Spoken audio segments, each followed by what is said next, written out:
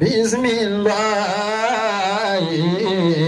الرحمن الرحيم يا أيها الناس ضرب مثل فاستمعوا له إن الذين تدعون من دون الله لن يخلقوا ذبابا ولو اجتمعوا له وإن يزلبهم ذباب شيئا لا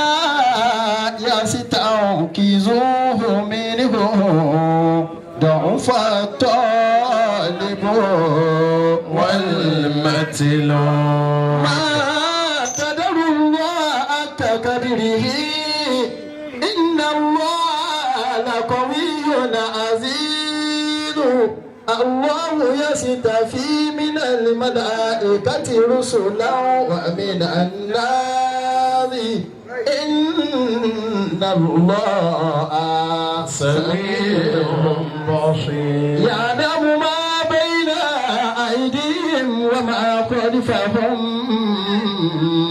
وإلى الله ترجع الأمور حمدنا إلهي إذ هدانا بفضله آمين لمرشدنا عبد الرزاق مبشر آمين عافاك ربك آمين ذو الكمال وذو البقاء أبوكاك ربك دائما بسلامتي أبوكاك ربك دائما بسلامتي أعوذ بالله من الشيطان الرجيم بسم الله الرحمن الرحيم أعوذ بالله من الشيطان الرجيم بسم الله الرحمن الرحيم الحمد لله رب العالمين الحمد لله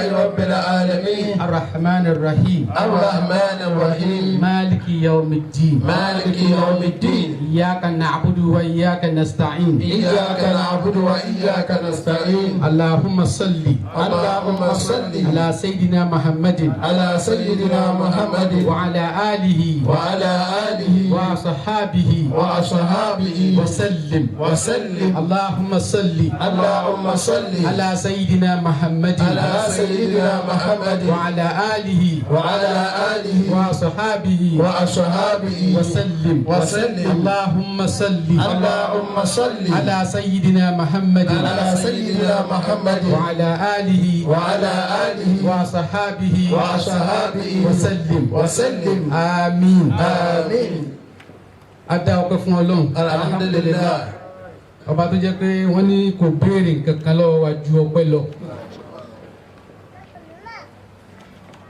gbogbo ẹ̀sìn tí yẹn bá fi sin Ọlọ́run tí o bá gba ọ̀nà ọpẹ́ lọ Ọlọ́run ò ní gbà ọpẹ́ lọ Ọlọ́run bá ṣàdéhùn pé intashkuru yardahu lakum tí ẹ bá dúpẹ́ ní sì yọ́nú sí yín gbà lọ́wọ́ yín kuluna mutashakir à ń ṣe bí ẹni tí ń dúpẹ́ ni èyí tá à ń ṣe tá a fi ń ṣe bí ẹni tí ń dúpẹ́ wọn ló má ṣe láì gbà lọ́wọ́ wa o àmín jẹ́ kó balẹ̀ kún ọpẹ́ yóò gbà wọlé lọ́dọ̀ wọn àmín ọ̀làṣẹ́jọ́ dàtí ń jẹ́ Muhammad sallallahu alaihi wasallam kí Ọlọ́run kó bá nẹ́bà Muhammad sallallahu alaihi wasallam kó bá àwọn ará alẹ́ nẹ́bà Muhammad sallallahu alaihi wasallam àwọn sábẹ́ nẹ́bà Muhammad sallallahu alaihi wasallam gbogbo àwọn afọ pátápátá ìkẹ́ Ọlọ́run kọ́lọ́run bá gbogbo wọn náà àmín kọ́lọ́run wá wọlá gbogbo mùsùlùmí lọ́kùnrin lóbìnrin lórí mẹ́rin àgbáyé ìkẹ́ Ọlọ́run kọ́lọ́run bá gbogbo wọn kọ́lọ́run wá wọlá ayé àwọn tá a tọrọ ìkẹ́ Ọlọ́run àti ìkẹ́ Ọlọ́run fún tá a mọ iye wọn Ọlọ́run nìkan ló mọ iye wọn ẹ̀ bá ṣe jókòó yìí gan kò sẹ́ni lè sọ pé yìnyín báyìí ló jókòó báyìí ó dà kí àwọn tó bá gba ṣíà tó bá mọ yìnyín tó gba ṣíà lórí ṣíà míì ìyá ọmọ ti pé ìyá gbọ́ ọmọ dání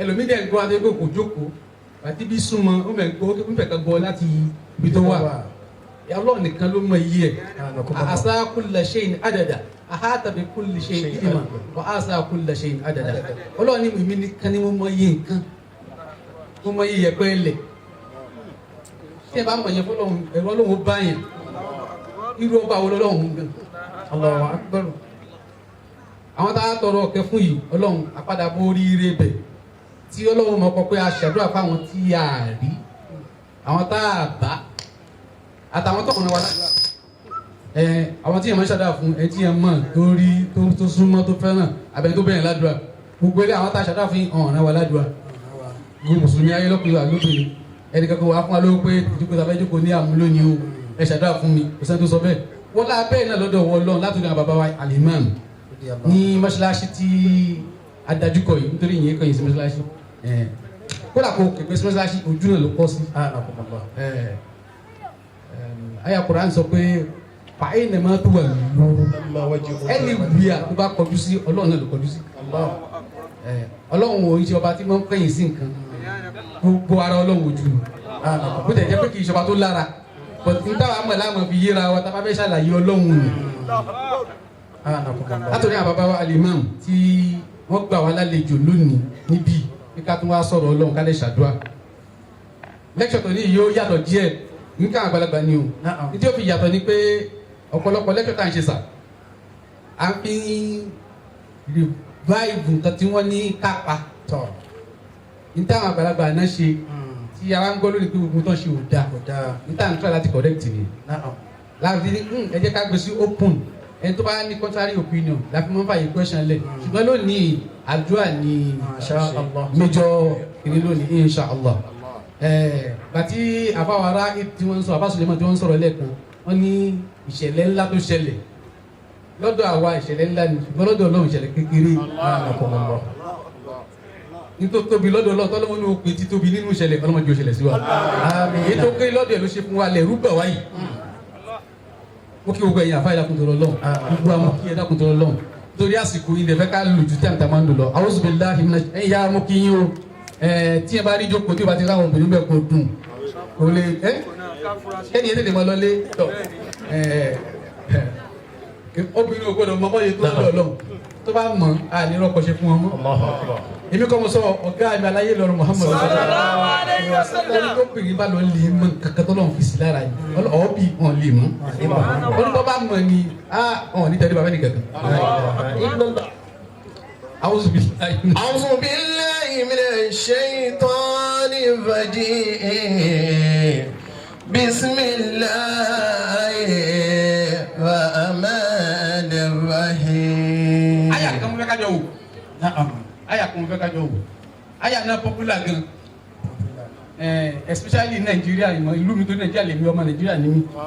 Ó popular gan pé laqad ja'akum rasulun min anfusikum azizu alayhi ma anittum harizu alaykum bil mu'minina ra'ufur rahim. Laqad ja'akum rasulun min anfusikum azizu alayhi ma anittum harisun alaykum bil mu'minina ra'ufur rahim.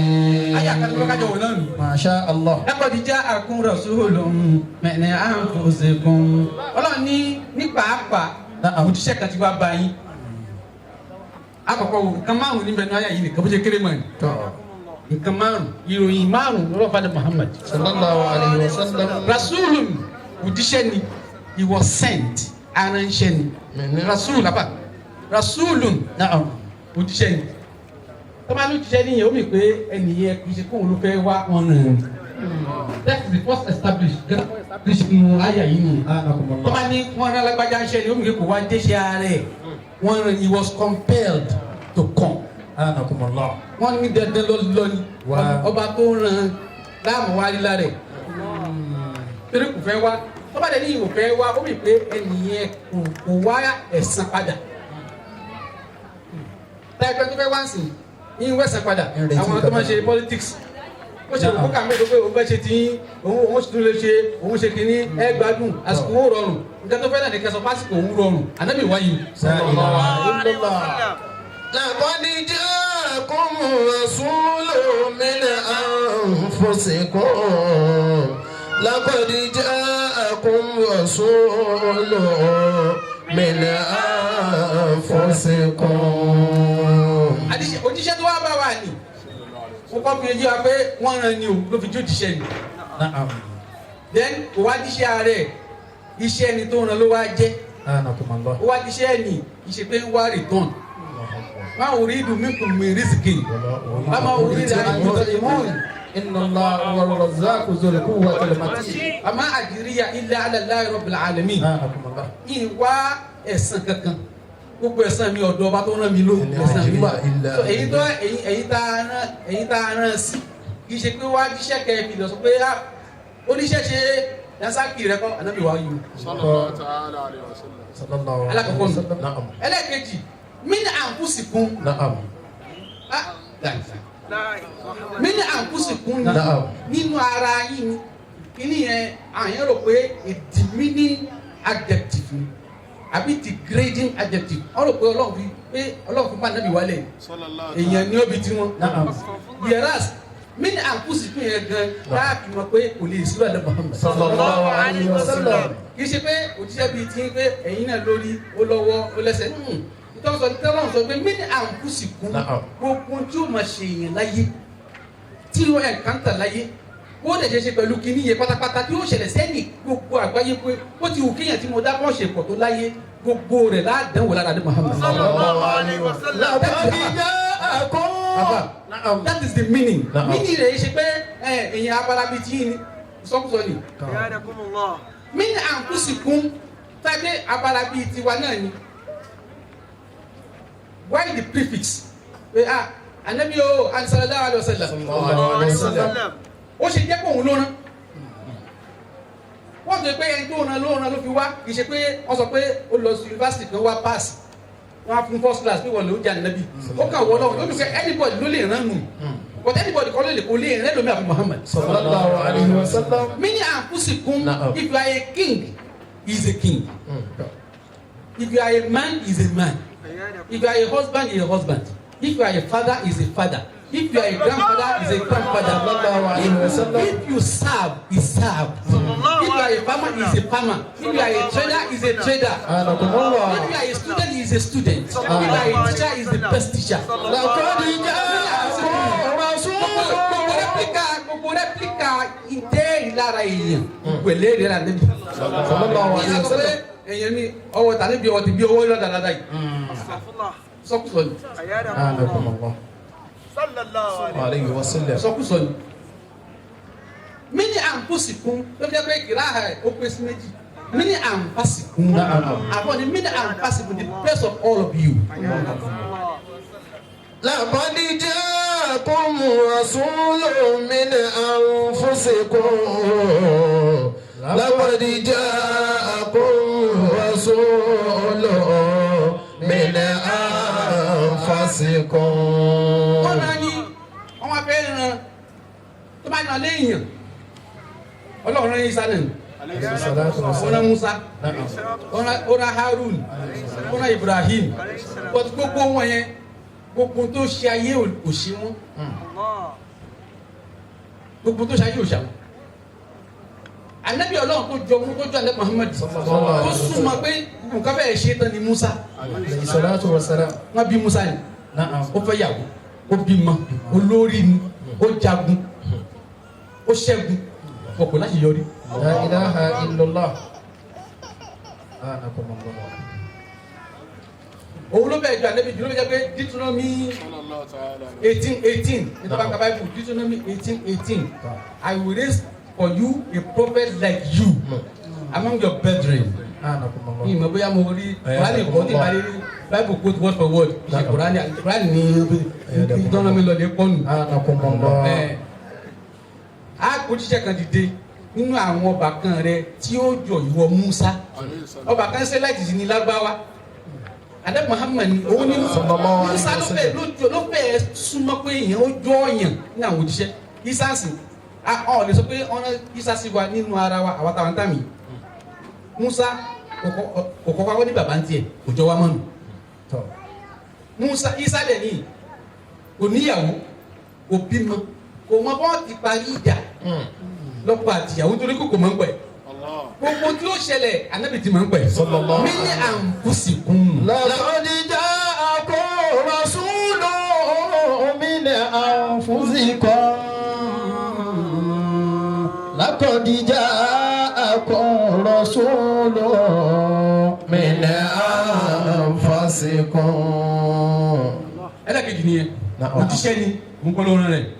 ẹlẹ́kejì gbogbo ń tá a mọ̀ wá solution sí lòun náà ti pass through ẹ̀ ẹ má wá solution lọ́jọ́ nìkan kan ọ̀dàlẹ́ Muhammad sallallahu alayhi wa sallam. ẹlẹ́kejì nìyẹn. ẹlẹ́kẹta azizu alayhi ma anittum azizu alayhi ma anittum.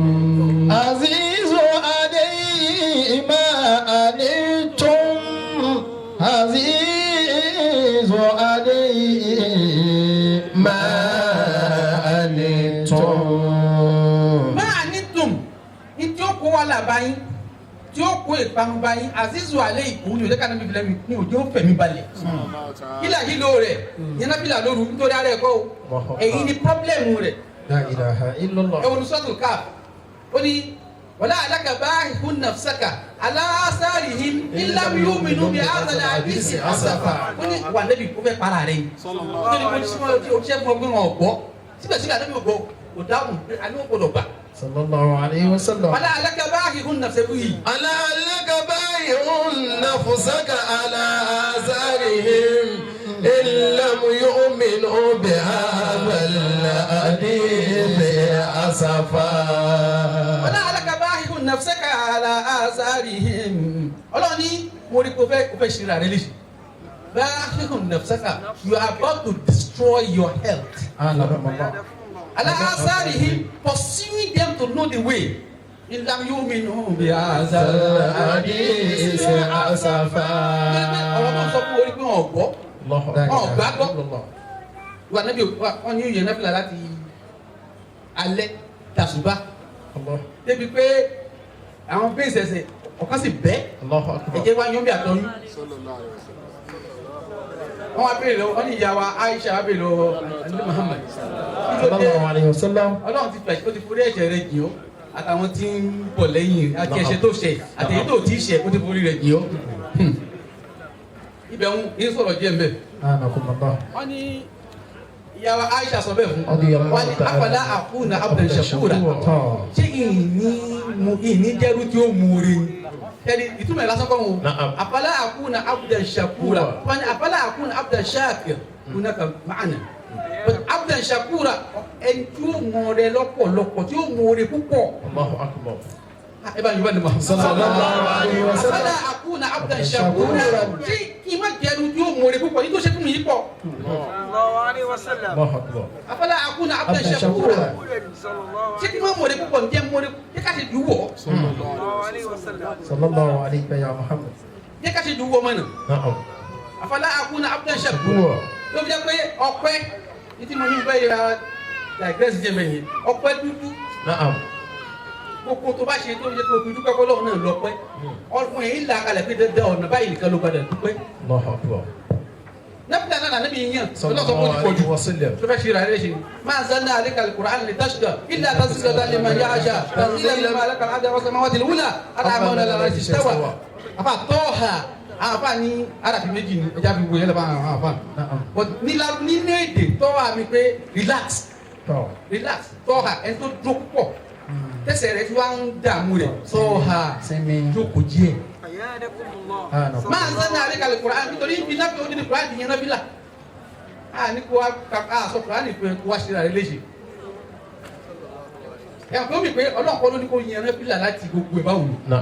ọlọ́run sọ pé má ṣe é bẹ́ẹ̀ síbẹ̀síbẹ̀ ànábì continue lọ́sọ̀ ọ̀pá dídá kò sáṣejù ń bẹ̀ ìwòlè dúpẹ́ kó kábùkù.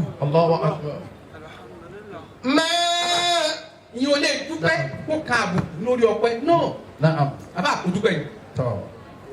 àdéhùn ọlọ́run lára ọpẹ́ in tashkuru yardahu lakum if you are grateful I will be pleased with you inú mi ó dùn sí ọ ìyọnu sí ọ.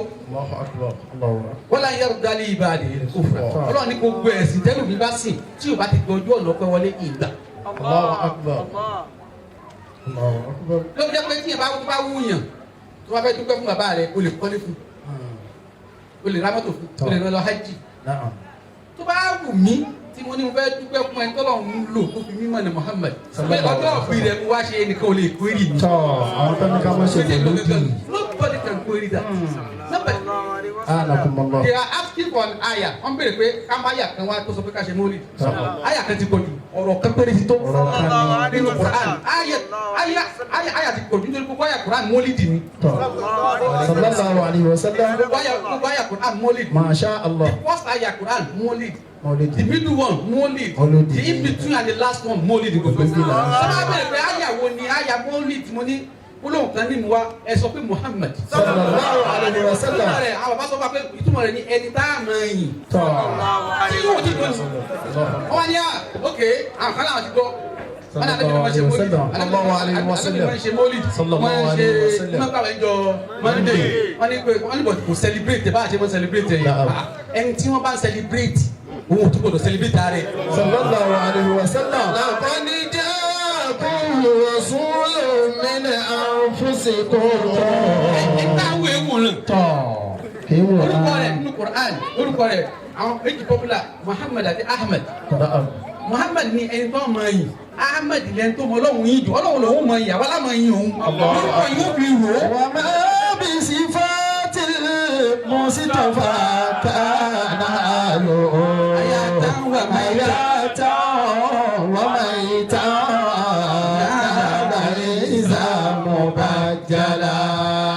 sensitiveness anabi wa sensitive Sallallahu alaihi to wasallam. others distress anabi ìtọ́kàn tí wọ́n sàmú rẹ̀ jù wọ́n ní àwọn ọjọ́ mi ò ọlọ́wà ní. Azizun alayhi ma anittum. àṣìṣe alẹ́ yìí máa ní tòun ìtí ò bá kó yọnu bá yín àbí tí ń kó yọnu bá yín àbí tó ti kó yọnu bá yín lé lórí àṣìṣe alẹ́ yìí máa ń ga lórí ẹ̀mí rẹ̀ onífọ̀kànbalẹ̀ Ànábì fẹ́ràn wa débi pé Sallallahu alaihi wasallam. inú kan tó káyé lóde òní ta máa ń pọ̀ dé mara wa àwọn sábẹ́ kan wà lọ́lẹ̀ sọ fún Ànábì pé lágbájá ó mutí lánàá o lágbájá ó ṣe kiri kan lánàá Ànábì ní yín kódà ọ̀hún rí kó reply wọ́n ṣe bẹ́ẹ̀ lọ fún bí oṣù mẹ́ta ẹnì kẹ́kọ̀ọ́ tó wá bá ní ẹ tó wá bá àwọn níjọ́ tó wá bá yẹn wá wà náà tánàbí fẹ́ràn special. Sallallahu alaihi wasallam. àti ẹ sọ lẹ́bi yókè lónìí ní ti gbogbo ẹ̀ wọ́n bá kírun tán ẹ bá ọ̀sán àdàlẹ́ mímbà wọ́n bá gun mímbà àtànàbí gun mímbà àtànàbí ni pé ẹnì kankan ní yóò gbọdọ̀ wá fẹ́ jọ ẹnì kankan sùn mímọ́ ó wù mí kí n jáde sí gbogbo ẹ̀yà àlùmọ̀ mi kọ́kàn mi sì mọ́ sí gbogbo gbogbo ilé La ilaha illallah. ẹnì kan máa kú mẹ́nì kan lọ́dọ̀ mi náà. Anakumullah. Sallallahu alaihi. azizu aleyhi ma ani ntọ́. Azizun alayhi ma anittum. níbi social life Na'am. business Na'am. health gbogbo spheres of life ọmọ èèyàn gbogbo ẹ̀ Ànábì jẹ́ kí ìdẹ̀kùn wa bẹ̀. Sallallahu alaihi ó ní wasallam. àríkò fìlà amúrẹ́kùnà ẹ wà so subtle ẹ wà so lenient in every matter ẹ má jẹ́ ó lé jù. Ẹ má mú un lé. ó ní àìsàn ẹ̀sìn tí mo gbé báyìí ẹ̀sìn tó rọ ni máa ń ṣàdédà fi iṣu dìdà rẹ̀ ẹ tó bá múlẹ̀ ẹ̀ kó lé fún. ọ̀gá mi tó sọ Sallallahu alaihi wasallam. it's not like that it's not like that azizu aleyhi ma hanintun ìkẹyọ ọ̀kan tí mo máa ń yọ òun lẹ́nu ó ní pé yé àwọn ẹni ọ̀ bí gbogbo àwọn tó ń pè yẹn kéfèé Allahu akbar. pátá náà mi fẹ́ lọ Sallallahu alaihi wasallam. ó ní ìbẹ̀rù pé ẹ sin òṣàlẹ́yìn ó ní kẹ́tí mo bẹ̀rù pé owó wa dé ẹ̀wà ní ráyè dáadáa. Ṣé ẹni sọ̀rọ̀? Záàkà máa kọ́ ọ̀dà Rasul. Sallallahu alaihi Ó ní wasallam. I'm afraid of surplusity. Pé owó wa pọ̀. Ẹ̀wà ní ẹlòmíì ní wa mọ́ṣáláṣí mọ́. Ó ní tó dé wà wọ́n. Ìdílé àhàbọ̀ àtúnṣe ló kú bá a. Ìbẹ̀rù pé ẹ pa nǹkan mi mọ́lọ́ lẹ́yìn o. Ọlọ́run ti sẹ́tù yìí o. Ẹ mọ́tọ́lá fi sẹ́tù ẹ̀. Kí ìyẹn jẹ́ pé òun ni abọ̀gún.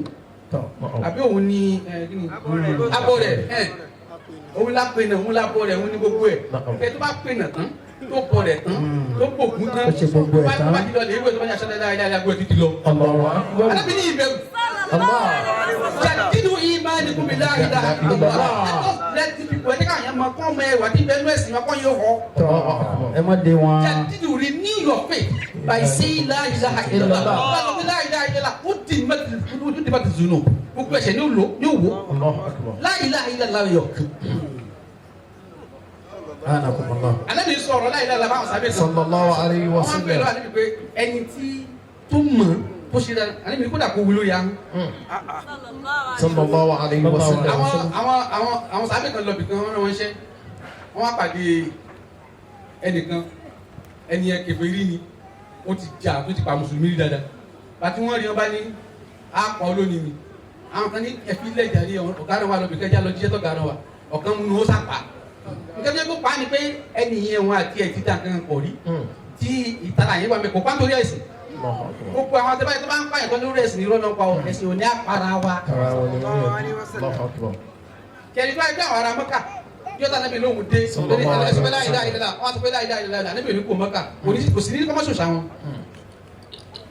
bàtọ́ di pé ẹgbàá dúkìá wa ẹ̀ ń pa wa wọ́n ní láti protect ara wọn ni kò sí jẹ́ ẹ̀sìn ìjẹ̀sìn èèyàn kan tó wà ní pé kó bá ìfẹ́ inú rẹ̀ jà èèyàn kan ti jẹ́ ẹ̀sìn ìjẹ̀sìn gbogbo yòókù ẹ̀sìn camouflage la fi ṣe pé ẹ̀sìn ọ̀tọ̀ ní yọ̀ǹda gbogbo tíṣẹ̀lẹ̀ Middle East ọ̀rọ̀ epo ni epo ni kéko bá pẹ́ lónìí wọ́n bá wọn fẹ́ wọ́n fẹ́ nàrà wọn.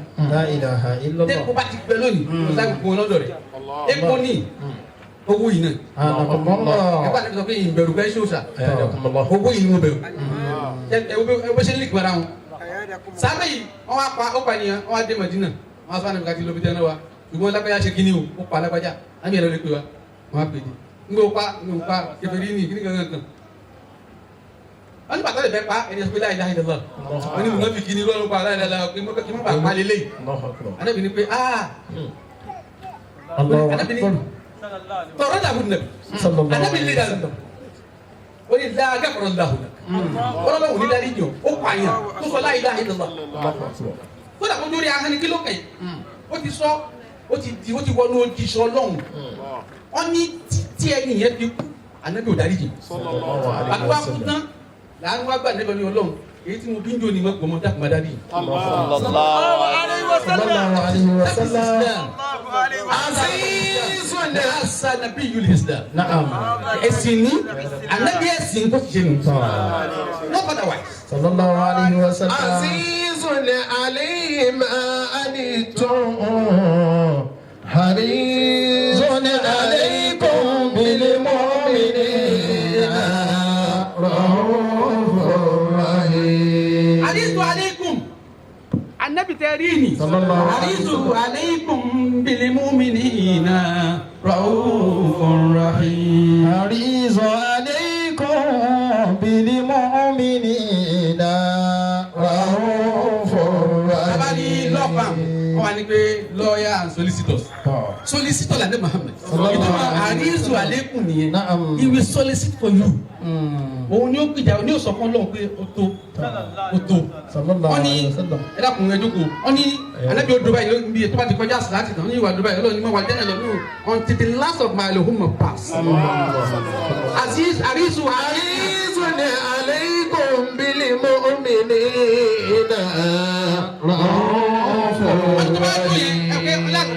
ọlẹ́lẹ́mi ò dàṣubú yóò tún pọ́n padà ẹlẹ́mi yóò máa yọ yóò máa dìímú ọwọ́ rẹ̀ yóò máa bẹ́jẹ̀ kí ni wọ́n ló mú bí bíléèdì ni wọ́n ló ti ní bí owó aláǹtakùn wọ́n ní òkè ẹlẹ́mi yóò fẹ́ jábọ́ wọ́n ní yóò máa bu Jibril ẹ̀dàkùn ìbọn bìnrin yóò máa bu Jibril pé Jibril kò gbọdọ̀ jábọ̀ ọmọ mi ni o wọ́n lè fi iye apá rẹ̀ wọ́n lè tẹ́ ẹ dé yóò máa gbọ̀n Harisu yóò solicit ní iye solicitor. harisun alaykum bil mu'minina raufur rahim. harisun alaykum bil mu'minina. ó ṣàkẹ́rin ní ẹnu ayà yẹn Harisu alaykum solicitor ní kùsìtàn bil mu'minina raufur rahim. àwọn tó bá jẹ́ olùgbàgbọ́ òdo tó wá gbà fún Ànábì wa jẹ́ oníkẹ́ aláàánú. la ilaha illallah. yẹ́nì tí yẹn bá ṣiṣẹ́ láti ibi pé ẹ bá wù mí ní kalẹ̀ kan òdíṣẹ́ ni òdíṣẹ́ Ọlọ́run láàrin ara wa ni gẹ́gẹ́ tẹ̀ nǹkan tó dààmú ẹ̀jù ni tí ó ṣe wá ní jàǹbá ó tó wá jẹ́ solicitor fún wa pàtó Ọlọ́run wa rí pé mẹ́rẹ̀ẹ̀rin Ànábì perfect yẹ Ọlọ́run wa bọ̀ Ànábì ní orúkọ rẹ̀ méjì. la ilaha illallah. the destination arrival Ànábì ni pé bil mu'minina raufur rahim.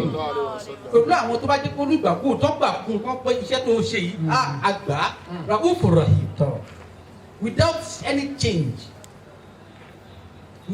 change nǹkan yẹ ọ̀kan tó jẹ́ change ń bẹ̀ tó jẹ́ change mi pé kò sí alifu wà láàmú ń bẹ̀ ẹgẹ́tẹ̀ definite tactical ní o but kódà orúkọ Ọlọ́run náà gbà mí kò ní sí definite tactical ń bẹ̀ bàbá orúkọ Ọlọ́run tó tóbi jù ní Allah there is no definite tactical ń bẹ̀ bil mu'minina ra'ufur rahim ra'ufu ni o rahim ni o especially for those that believe in you. So tí ẹ bá ti gba anabi gbọ́ tó ní gba anabi lọ ká anabi ni ẹni tó lọ́run sí mu oníṣẹ́ Ọlọ́run ni ọ̀rẹ́ Ọlọ́run ni nǹkan rẹ̀ ti rọrùn. ó ti rọrùn ẹ mọ tó wá jẹ́ kí n wáyà ìfáyà ìlà fi ṣe wá sí. òun ni pé ìṣẹ̀lẹ̀ tí àbá lọ ṣẹlẹ̀ lẹ́ẹ̀kan àbá lọ sọ bẹ́ẹ̀ o aláìní ò sí lẹ́kùn ń bà wọn ìṣẹ̀lẹ̀ tó ṣẹlẹ̀ yẹn Ọlọ́run tóbi púpọ̀. irú tí ń bẹ lára nẹ́bì ló jẹ́ pé àzízù àléyìn máa ní tùn ní tó bá dààmú yín yóò kó àlàbà òun ni pé tí nǹkan bá ṣe àwọn èèyàn tí ò bá ṣe tí kìíní ò ṣe ànẹ́bì ànẹ́bì yìí dúpẹ́ pé Ọlọ́run ò ṣe tí ò ṣe ní am I communicate? kí ẹ dúpẹ́ rú ẹ̀ ọ̀kan náà wà líyẹ Ọlọ́run wọ́n ní oníṣọ́ọ̀bù bí inú ọjà irú ètò ìṣẹ̀lẹ̀ wọn náà iná wá jó mẹ́ lọ́jà wọ́n á lè sọ pé iná ti jó ó ní inna lillahi wa inna ilaihi raji'un ọ̀jẹ̀ ó gbogbo lọ pa gbogbo lọ ké kó dàbí ó ké gbogbo lọ ké lójú yẹn gbogbo lọ jẹ́ pé láàrin wọn àtọ́lọ́run ni ẹ́ ní àsìkò kíní kan àsìkò kíní kan dáàbí ilẹ̀ kíní kan Suratu Yusuf ya àsìkò kíní kan innama ashku bathi wa huzni ila Allah àwọn wàlíyọ Ọlọ́run wọn ní nǹkan kí n sọ fún èèyàn jẹ́ n sọ fún ẹni tó dé èèyàn illallah Suratu Yusuf ló wà wo kí n tó ṣe tán so wàlíyọ Ọlọ́run yẹn wọ́n sọ pé gbogbo ìdàdíjọ́ ní iná ilẹ̀ Ọlọ́run tó ní náà nì yóò fún wa lómi wọ́n kàn dé ẹnìkan ní ánìkúnláì òde ṣọ́ọ̀bù yìí wọ́n kì í ṣọ́ọ̀bù yìí ní alhamdulillah ẹni yẹn bá lọ tán àbá bẹ̀ sí ń sunkún ó sunkún tó ju rẹ̀ bí fọ́ fún 30 years àmọ́ ṣe astaghfirullah 30,000 every day àbá kí lẹ ṣe gbàtọ́ wá pé 30 years ó lè jẹ́ sàn kó tó ṣẹlẹ̀ fún tó lánàá òun lálàá Ọlọ́run ti dárí jù kí ló ṣe kí lẹ ṣe ẹ̀ṣẹ̀ wó lẹ́ṣẹ̀ ó ní ìgbà tí ọjà jó títẹ̀ ní òjò wọn àgbẹ̀ Ọlọ́run ṣe lè fún wa dúpẹ́ Ọlọ́run wa ń bí ìlọ ọkàn wa sọ fún yín pé àwọn tọ́jà wọn jó ń kọ́ táwọn ò dá ni ìwọ wa ń dúpẹ́ kàkà kó bá wọn kẹ́dùn ọpẹ́ lórí dá ni. so kí ni tó ṣẹlẹ̀ yẹn gbogbo mùsùlùmí ló kàn tí ò bá rí kó kàn ń ṣe mùsùlùmí.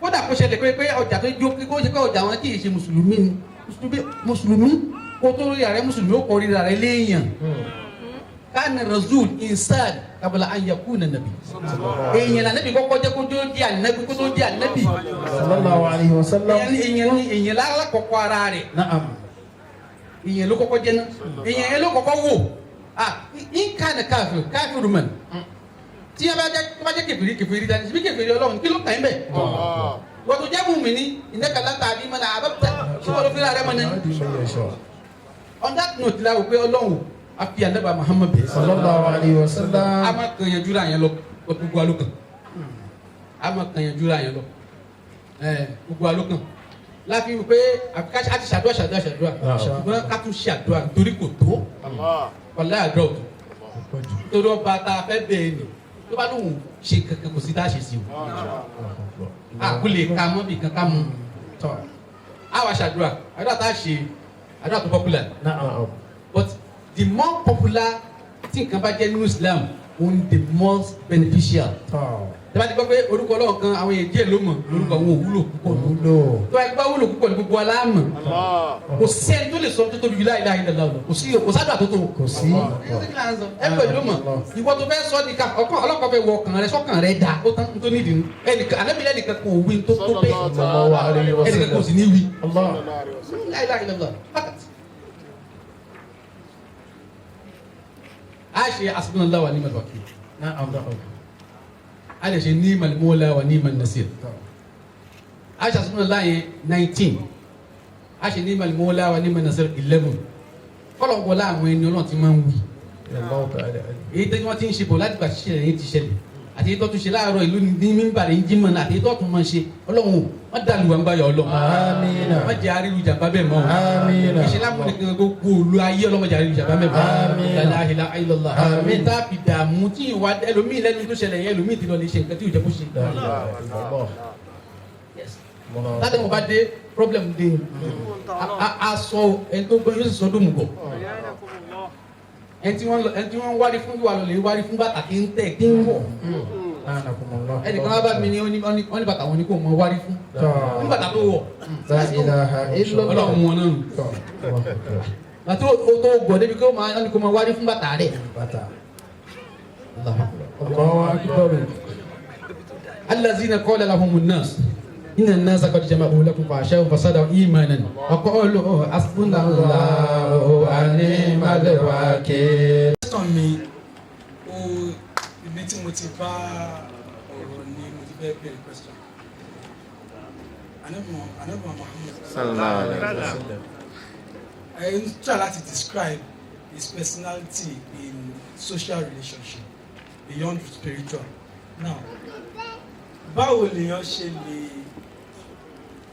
sọ pé we are supposed to emulate him and bí a gbé mi ṣe understand because máa ń sọ ọkọ fáwọn èèyàn tó máa ń sọ pé kàṣe bí ànábì ẹ sọ́njọ́ kan pé a kò máa gbìyànjú ni a lè ṣe ok lára ẹ̀ náà ni ó yan náà fìlà ọ́ lu gbogbo Kùránì kéèyàn kan wá lóun fẹ́ ṣe nísìn so but we cannot really do that. How can we try? Because mo rí pé like you said he's a father, he's a teacher, he's everything you can find pé èèyàn fẹ́ emulate but unfortunately we are not even close and I think that is the best way of life you can get and to máa fún peace of mind. How do you do that? mo fi pé. ẹni kọ́ṣà tó bẹ̀rẹ̀ mo fẹ́ ká fara balẹ̀ gbọ́ mi dáadáa nítorí ọlọ́run ó heavy gan in fact it should be a whole lecture nígbàtẹ̀ àwọn àgbàlagbà wọ́n ní kakọ́ ṣe Muhammad ooo kakọ́ ṣe Muhammad kakọ́ ṣe Muhammad ooo kakọ́ ṣe Muhammad tàbá fẹ́ràn Muhammad dáadáa kakọ́ ṣe Muhammad. To be celebrated and to be emulated. How do we emulate him? Principle yẹn bi mẹ́rin ọ̀tẹ̀ ọ̀kan ní sọ because of the time. Èyí tí mo fẹ́ sọ yẹn àwọn yòókù náà wà lábẹ́. Mathematics ni. The greatest subtraction is when you think all addition are addition. Gbogbo tó bọ́ lọ́wọ́ yẹn ju ni kí yẹn pé gbogbo tí yẹn bá dì mú ní tèèyàn. Mo ní 1,000 lónìí. Mo ní 2,000 ó di 2,000 ó di 10,000 ó di 1 million. Tó wá rí pé ìwọ ló ní ìní o ò ní rárá o torí gbogbo yìí ló ṣèjọ́ lé lórí. Èyí tó ní ṣèjọ́ lé lórí tó ní ọ̀dọ̀ rẹ ló wà òun lè tó fi ṣàánú ọmọlàkejì. The greatest subtraction is to think that all addition are addition and the greatest addition is to think that all subtraction are subtraction. Ní o gbọ́dọ̀ mọ̀ sọ pé tèmi ìkẹyìn ọ̀kan dáná bíi wíńdò fún ìnáyé ni pé kò sọ pé tèmi rí. Tìyín àríṣù àlékún always solicit. Tìyín yẹn ni òun ni ó jẹ káyé gún wọ́n fẹ́ nìkan jẹ máyé gún jòní. Ẹgẹ́dẹ̀ nítorí ó jẹ káyé gún òun ni pé ká mi wà selfish. Tẹ́tìrì tí ì bá eradicate selfishness kó nu ọ̀rọ̀ ayé yẹn tó ro tẹlumi mọ tiẹ̀ ẹni ẹ ti súnmọ́ kó di wàlíyọ̀ lọ. We all thank and preach that we want to follow the sunnah of Muhammad. Gbogbo alalabẹ́tẹ̀ the sunnah of Muhammad. Yes, it's very good. Kí n jọ ẹni tí mo fẹ́ràn, àbí? Kí n mọ wà bẹ́ẹ̀ tí mo fẹ́ràn. But the real thing tẹ́ni yẹn pè ní sunnah rẹ̀ gangan. Ànábì ó ṣe àwọn kankan sìn, ó kàn ṣe ni. Kò sọ pé ẹ ṣe. Ká yẹn náfìlà lóru. Dandan nípa ànábì kì í ṣe dandan fáwa. Dandan ni tó yẹ pé tóun bá ṣe lọ́wọ́ bì. Ẹgẹ́dẹ̀, bọ̀ fún àwa náfìlà bọ̀ lọ́dọ̀ tiẹ̀ obligatory ni. Àwọn kankan wà bẹ́ẹ̀ yẹn rẹpẹtẹ. Ok. Kò wá sọ kò tọ́ka pé súnà mi lélẹ́yìn àfàwọn kan díẹ̀. Inú nǹkan tó ànábì pé súnà ni àníkà marriage. Àníkà sunnati. Màá rákì bá àwọn sunnati falẹ̀ zàmì. Tẹ́lẹ̀ pé àníkà tá a níbi sọ yẹn kì í ṣe the benefit pẹ̀lú ọkọ tó fẹ́ yàwó nìkan mọ́ o ṣe fún yàwó àwọn méjì ó ti ro tẹnìkejì mọ́ta rẹ̀ irú tẹ́ni kejì mọ́ta rẹ̀ ní sunna ní Muhammad. sallallahu alayhi wa ẹ sallam. wá jẹ́ sọ very straight one. Anabi lọ́mọ ọ̀dọ̀ kan wọ́n pè ní Anas bin Malik. radiyallahu ta'ala anhu. Was brought to the old prophet when he was 10 years. na'am Ó wá sí Anabi fún 10 years. Ọmọ Madina ni. na'am Ọdún tí Anabi dé Madina náà ló gbé wá. Ó wá sí Anabi fún 10 years. Bàtà Anabi wá kú. Ó ní ọ̀gá mi. Ó ní mo sìn ín fún 10 years. Ìwò sẹ́yìn wo Anabi lẹ́lẹ̀ báyìí. Ó ní mo sìn ín fún 10 years. Ó ní mo sì ṣe àwọn nǹkan tí ò da mo ṣe mistake ẹ̀ sọ pé get out. Òun Anabi wá mo dání pé ya bunayya. Ìwọ ọmọ mi kékeré yìí. In istata'ta aw in qaddata an tusbi wa tumsi wa laysa fi qalbika ghishun li ahadin faf'al. Only if you have the tendency, you have the capacity rather to act 24 hours. To ní kùn sínú àpìjára sọ́mọ làkejì rẹ̀ faf'al máa ṣe fazalika sunnati. That is my sunnah. Olúwa man ahya sunnati faqad ahya. Ẹni tó bá ṣe sunna mi èmi ló jí ni. Wa man ahyani kana ma'iya fil jannah. Ẹni tó bá ṣe jí mi Ànábì Muhammad àjọ wà jannah.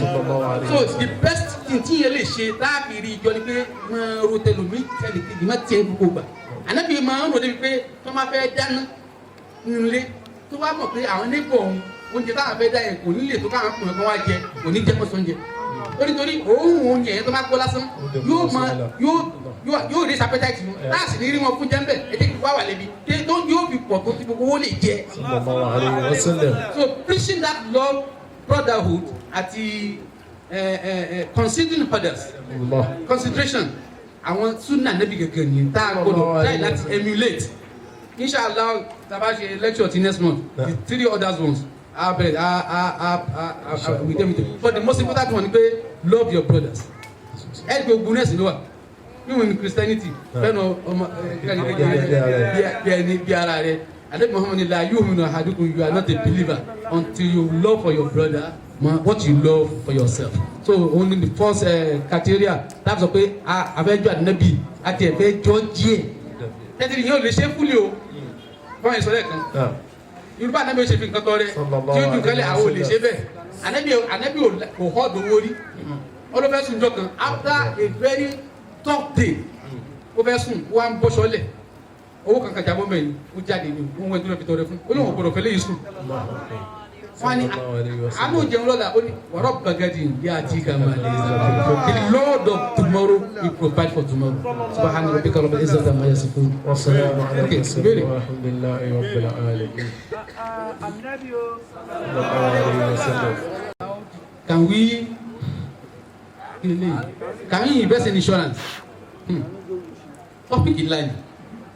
Valentine tó yẹ pé lórúkọ yẹn na méjì ni tó yẹ pé Valentine as in Valentine ẹgẹtẹ kò ní meaning but tó yẹ pé show of love it has meaning, it's accepted. Islam portray tahabu, love one another, tahadu, be passionate about one another. ẹgẹtẹ Ànábì sallallahu alayhi wa sallam. wọ́n ní ìjọ kan Mẹdínà wọ́n ṣe léyà tán ọdún àwẹ̀ wọ́n ṣe ọdún àwẹ̀ tán fẹ́ǹsì mọ́ṣáláṣí dẹ̀ ni wọ́n fẹ́ǹsì mọ́ṣáláṣí Ànábì Muhammad àwọn nìkan wọ́n ń lùlù wọ́n ń jó lẹ́yìn ìdí wọ́n ń jó Ànábì wọn gbọ́ tó ń dárúkọ òun orin yẹn èdè ìlú wọn náà fi ń sọ àwọn Ethiopia ni èdè Ethiopia náà fi ń sọ ó kàn pé Muhammad wà láàrin yẹn Nana Aisha ìyàwó Aisha wà ní kò gágbà Ànábì wà ní mo de olóhùn fẹ́ wò ná Ànábì ni climb on me Ànábì wa gbé ní kọ́kọ́ lọ́rùn kó fi lè rí ó ní sọ́tò olókùn díẹ̀ sí ó tún wò ó sọ́tò pàtó tẹ́lẹ̀ kẹta ó náà wúwo àṣejù ní wọ́n ló ti tó Ànábì wa ni kíní kan ti wá ń dààmú mi wọ́n dárúkọ mi ń bẹ̀ wọ́n yọ ń bú mi ní ìmọ̀ ń sìn jẹ́ ìmọ̀ wọ́n lọ lè pe Abu Musa al-Ash'ari ó gbóde dáadáa Ànábì ni kíní wọ́n wúyẹ̀ wọ́n náà sọ pé Muhammadun abudun salih Muhammadun abudun salih Ànábì rí Muhammad yìí ẹni rẹ ni jẹ́gẹ́tẹ̀ that is show of love can show it if not kò ń ṣe èèyàn nìkan n fẹ́ náà kó can do that is accepted but not a day if you love somebody you show the love every day even in his absence nínú àdúrà kan nígbà jù ní pé àdúrà tó ṣe fọmọ ìyá rẹ nígbà tí ò sí mbẹ so as in Valentine I don't know the meaning but can we invest in insurance a very big one again but I get to the time atakaful non pe insurance ó wà ní Islam but everything tó wà ní Islam money Islamic concept tí kìíní ẹ̀ bá wà tó pé concept ẹ̀ bá wà Islamic there's no problem tàbí kò wà Islamic there's a problem ẹ jẹ́ sọ kan reason fún wa I'm saying it openly finance companies insurance banking and all the stuff ẹ get it a lot of arguments wà nbẹ the only thing tí mo ní sọ ìdẹ́ quote mi bí ọlọ́run ní òun ti quote mi nù ó dẹ̀ mọ̀ pé ẹnu tó fi mọ̀ mí mu sọ so kò ní dà mí láàmú lórí ẹ̀ and ó mọ̀ pé with sincerity ní mi sọ in everything banking insurance everything is welcome do you know the reason it is called transaction owó ní láàrin ẹni tó fẹ́ kó síbẹ̀ àti ẹni tó fẹ́ bá tọ́jú owó ẹ̀ wọ́n máa ti agree lórí pé nǹkan báyìí láti ṣe that's no problem nǹkan tí ń jẹ́ owó èlé it has a meaning ọ̀tọ̀ it has a real meaning lọ́tọ̀ kò sí time ni ó ní meaning lọ́tọ̀ the only thing tẹ́lẹ̀ mọ́ fún báyìí pé don't invest in insurance or in banking ni pé táyà gbówó rẹ̀ yìí wọ́n á lọ lè fi ṣe ilé ọtí mi ìmọ̀ bóyá ń gbọ́ mi mo sọ pé tí kìíní ẹ̀ bá dé pé ó dúró pẹ̀lú principle Islam there is no problem àwọn tí wọ́n náà apá kan tó tako insurance ni pé kílè rẹ̀ mọ́jú yóò wá bẹ ọlọ́run kan ló fi lé lọ́wọ́ ni wọ́n ní ẹnìkan ó wá mọ́sáṣá dé Muhammad ó bẹ kírun àtọ́jà ó kàn ní sàlámù aleykum ó kúnlẹ̀ wájà nẹ́bì ànẹ́bì ní báwo ni ẹkú rìn kíní ara oníyàjò ni kí ló gbé wá ó ní mo gbé náà kún mi wá ó ní mo sì dìfi lọ́lọ́ lọ́wọ́ ànẹ́bì ń padà síta lọ lè dè mọ́lẹ̀ kó tún wá fi lọ́lọ́ lọ́wọ́ so insurance is welcome there is no problem with it. ìbéèrè tèmi ń lọ báyìí pé àríkọ́sí dáadáa wọn ló wà ní ara ànábì a sì gbà bẹ́ẹ̀ a rí bẹ́ẹ̀ now àwọn tó jẹ́ àáfàá wa lónìí wọ́n ní ẹnu láti sọ̀rọ̀ jáde pé ká ṣe dáadáa ká hùwà dáadáa ká ṣe bá ká ṣàwọ̀ ọ̀rọ̀ wọn sì dùn ní tó wá ya èmi lẹ́nu ni pé àríkọ́ṣe dáadáa yìí ò wá sí lára wọn ó máa ń bí mi nínú gidi gan ọ̀rọ̀ wọn máa ń bí èmi nínú débi pé tí máa rí ẹlòmíì tí wọ́n yẹ jagunjagun fẹ́ẹ́ lè bẹ orí ẹ̀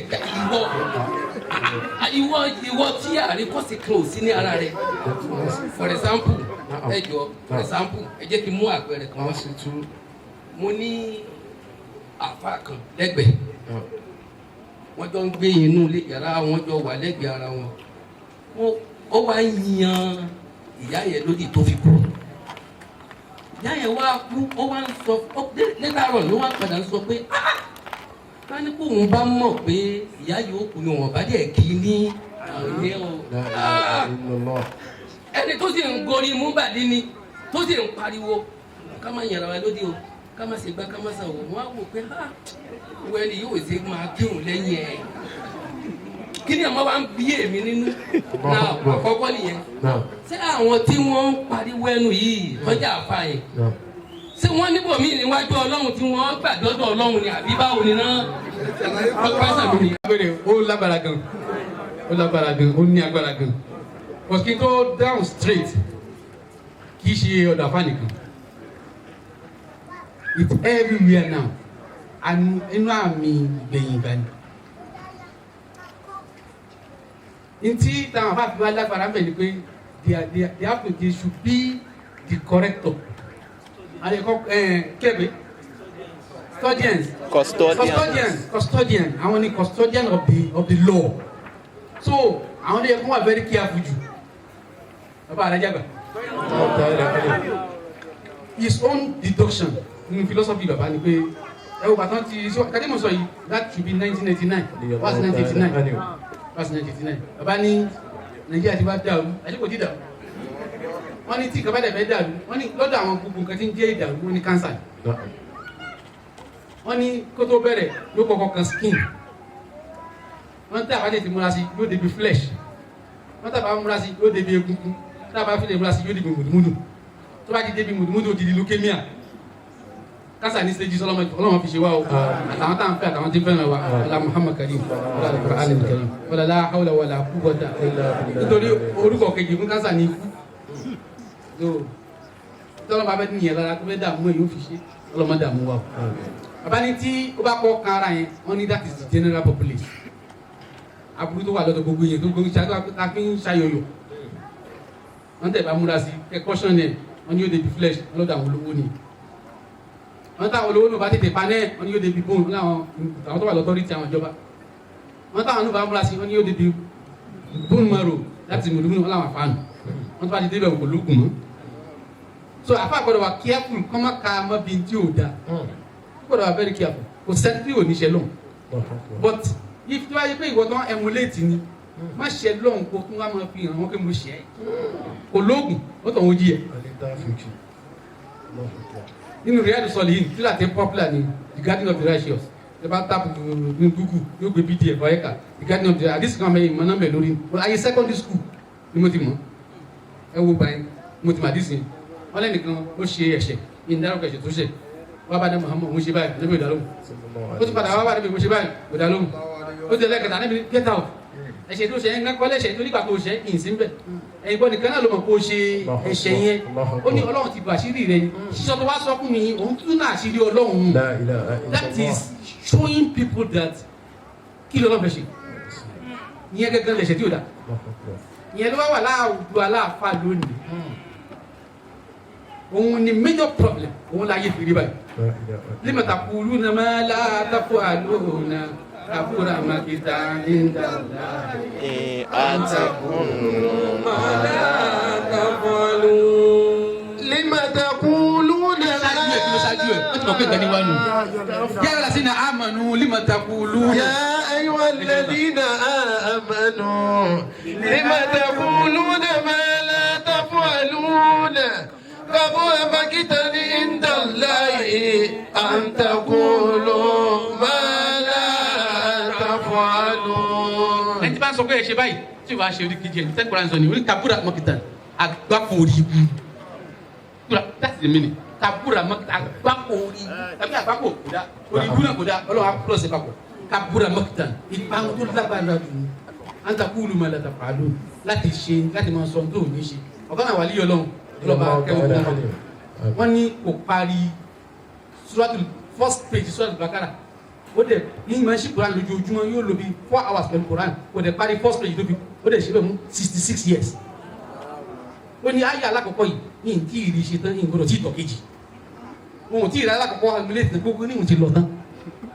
it's gone but èyí tó jẹ́ pàtàkì mẹ́rin pé ìyẹn gbọ́dọ̀ bẹ̀rù Ọlọ́run ní kọ̀kọ̀ kó dẹ̀ bẹ̀rù ẹ̀ ní gbangba tó bá bẹ̀rù Ọlọ́run gbangba tó bẹ̀rù ẹ̀ ń kọ̀kọ̀ kó bẹ̀rù Ọlọ́run tó bá bẹ̀rù ẹ̀ ń kọ̀kọ̀ ẹlòmíì ẹnu tẹlòmíì o níta ibẹ̀ gbọ́ nìyí sọ lọ ní kọ̀kọ̀ rẹ̀ ó lè jẹ́ pé wàá rí wọn àtọ́lọ́hún da but tó di sọ́ńtà yẹn tó báyìí lè kó wọ́n ṣe lọ́wọ́ látara rẹ̀ ó ti dànù ló fi jẹ́ pé kò sí àgbákò tó kọ́ ní kí yẹn máa sọ̀rọ̀ ó le púpọ̀ because people will quote you ó dà ọlọ́ ẹ̀yin lọ̀rọ̀ tó bá ti jábọ̀ ètò ìfọ̀ kò ṣe é kó mọ́ ṣùgbọ́n ẹ̀sọ́ yẹn ọlọ́run bá dárí jìn but ó ti wà so guilty tẹ́tìrì ìyẹn wà clear ẹ sọ question yẹn ti dáhùn rẹ̀ kò dá kíyàn ṣe èyí tó wà tó ṣe pé ń bẹ̀ tí ẹ sọ́mọ̀ tí mo fẹ́ lé ẹ fásitì lórí pé sọ́ni tó wọ́n fi tán ni ọ̀ ní kankan tó fi tán ọ̀ ní kankan tó fi tán ẹ jẹ́ sọ example yẹn fún yín lárúbáwá especially àwọn Suwud àwọn ará Saudi Arabia wọn a máa ṣe jágbàjàgbà àgbákò ẹ̀ṣẹ̀ ìmọ̀ Yorùbá tí ìgbà sọ ni o wọ́n ya wèrè níbi ẹ̀ṣẹ̀ ẹ̀ nímọ̀ ni láàbẹ̀ ìrọ̀ ni o wọ́n ti bílí pé táwọn bá ti wọ bẹ́ẹ̀ ṣe àti táwọn tàwa ó ti tán tẹ́tìrì tọ́lọ̀ ń bá rí pé ẹnìyẹn wàlámà àṣàfùnà ìntàkàwùnà ọlọ́ọ̀ni tó bá sù wa á gbẹ̀sìn wọ́n ń ṣe kò tí sọ ọlọ́run tó bá ṣe kò ní rí méjì àti kì í wọ̀ tí ó fi kú. wàlámà àṣàfùnà ọlọ́ọ̀ni yọ kàn ṣe é bóró ìntàkàwùnà á gbẹ̀sán. fa àgìrákìnáhùn àjùmọ̀ ọlọ́ọ̀ni àwa kíá ẹ tó ṣẹ̀ gan apamọ́ rẹ̀ ni àtẹ̀bí ó ṣẹ̀ kò sí kíní kan tó fi tán kankan kò sí kankan o iṣẹ́ eré wà tí mo ń pẹ̀sẹ̀ rẹ̀ ìsọ̀ yìí ó wà pẹ̀fẹ́ ni tí o máa mọ̀ àbí tó tiẹ̀ máa mọ̀ tó tún wá ó tètè pé rẹ̀ padà ó sọ pásítà fún la that is why dìgbòlóhùn rọ́bì kìfìrí wà pásítà fún la wà ká má wí ní tẹnu nìkan ká jẹ́ kó dọ́kàn tó bá ṣe tán alẹ́ bàtúmọ̀ lórí ẹ̀ ó ní tó bá ṣe tán sí wá tọ́ pásítà fún la ọlọ́run ìlẹ́gẹ̀ṣẹ̀ ọlọ́dẹ̀ rí bẹ́ẹ̀ o tún wá ṣe tán o tún ṣe ọlọ́mìnì tuntun sọ ọlọ́run yóò tún gbọ́. that is ẹ mọ nínú Christianity wọ́n ní wọ́n ti Jésù kú ó tún wá fọ ẹ̀ṣẹ̀ lọ ìwọ ló máa rí fọ tiẹ̀ kò sí lọ́wọ́ Jésù ọwọ́ tiẹ̀ gẹ́gẹ́ ló wà. I'm sorry ọlọ́run ní you are welcome I'm sorry you are welcome I'm sorry you are welcome just be sincere jẹ́ kó dénú ó tán ìwọ kọ́ ló lọ́la o mọ tó pàdé lọ́la tí yóò tún mú ẹ̀ṣẹ̀ṣẹ̀ tí yóò lágbára lórí gan so o lè sọ pé ìfẹ́ ṣe ọmọ o gbéraga ni o who are you ìyáka ń tẹ̀lé bìlìmọ̀ wọ́n ti o wà ní odò wọ́n gbé àbọ̀ gbìyàn ní ogun wá ní òun fẹ́ kó mi kàn lára àti wà láyé kò sọ́gbọ́n àlè ẹ̀ṣẹ̀ ó ṣẹ̀ ṣé èkó ni yóò ti níṣẹ́ ojú kan.